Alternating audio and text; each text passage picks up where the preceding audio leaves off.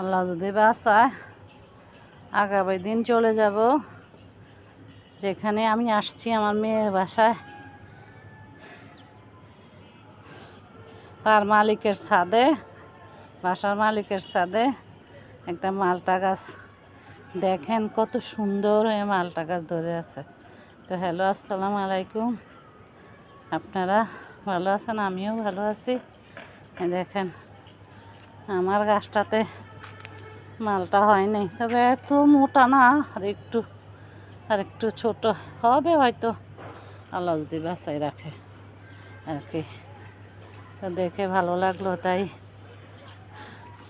মালটা গাছের একটা ভিডিও নিলাম, আমার চ্যানেলে থাকবে।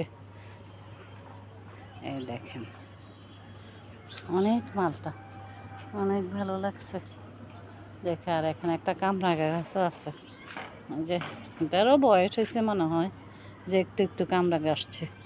এই যে কামরাঙা আরও অনেক আসছে,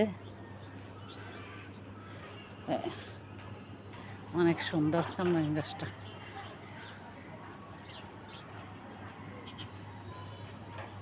তো আল্লাহ হাফেজ।